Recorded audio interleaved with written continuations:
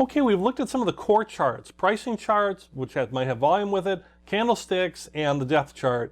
And now let's start putting this together, particularly how we can start looking at trends and how we can start making decisions on that.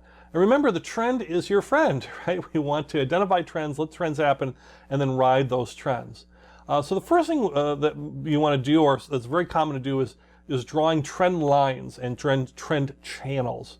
And the idea is you're looking to see with these lines and things so you can get a visual representation of where the trend might be so you can help identify trends and might help identify then later as we look at triangles and rectangles and things, patterns of these lines that can indicate things that help us with decision making. So when we're drawing trend lines, we're looking at a basic line pricing chart. We're going to look at it in a second here. And you want to pick a point to start at, and you want to draw these, connecting these lines to draw downtrends and uptrends, right? So a downtrend, you're basically connecting all the highs and seeing if the trend's going down. In an uptrend, you're connecting the lows and seeing if you're trending up by looking at these trends. And don't worry when you're drawing these lines or you're looking at that they're not exact or perfect. It's not a perfect world, so your lines are not going to be necessarily exact. You're looking for an overall trend, not just super perfect lines to be super perfect. You're really looking for the trend. And sometimes you might be in a little bit more of a sideways market anyways. There might not be a very established trend as it is. So, but that'll tell you that by when you draw your trend lines.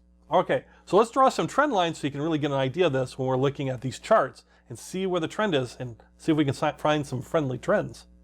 Okay, so here's a standard type of candlestick pricing chart, pricing line chart with candlestick. You got the volume, bars along the bottom there, price on the vertical axis, time along the horizontal, time going left to right, of course. And if we look at this chart now and we start putting trend lines on it, where we can start seeing some patterns. At least early on, initial patterns start to emerge, some basic type patterns. So you can see I've connected the lows here on the left-hand side. You can start seeing where there's a definite kind of upward trend with all those green boxes. The candlestick, once again, is helping to show that as well, versus, let's say, if this was just a simple pricing line chart, the candlesticks actually show me a little bit more too. And then as we get to the peak there, you can see that there's where we're connecting the tops of the candlesticks, and now we're starting to see a downward trend after we get through about a quarter of the way through. You can see in this example, this 30-day period example, each candlestick representing a day, that okay, there's some definite trends going on here, and we can start identifying these trends.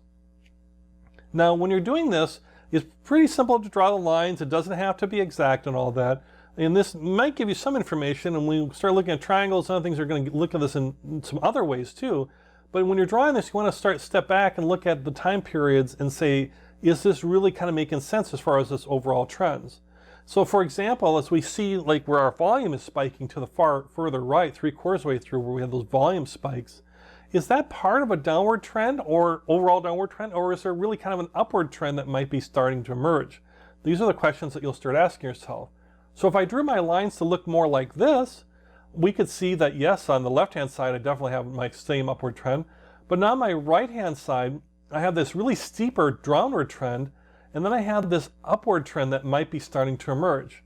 Is it emerging or is it not? That is a question. Or is it more part of an overall downward trend like we saw before? So those are some of the questions you'll ask yourself, and maybe layering on some other things to really understand this when we start looking at some other types of ways of interpreting charts. But in the beginning of just getting started, how you draw these trend lines and how you interpret these trend lines will be very, very important. Is it an overall trend down, or are we starting to see a turnaround here as we start looking at that later? Another thing that's important is what's called channels, and they can give you a lot of information too and help with that. So we have these trend line channels, and as you can see here, I basically connect the tops and bottoms over these overall trends. And you can see that there's now forms a channel between the two bars. And on the left-hand side in this example, you can see we have a narrow channel, right? Everything's kind of pretty close as far as the price. It's an upward trend, but it's not a big wide swings in there compared to, let's say, the other two channels that we're looking at in this example, where the top and the bottom of prices are wider between the two, a wider trading range of channels. And you can see on that far right where we were not so sure about, you can see where it connects at the bottom here with those high volume days. Now it's a really wider channel and looks like it might even be spreading out even more.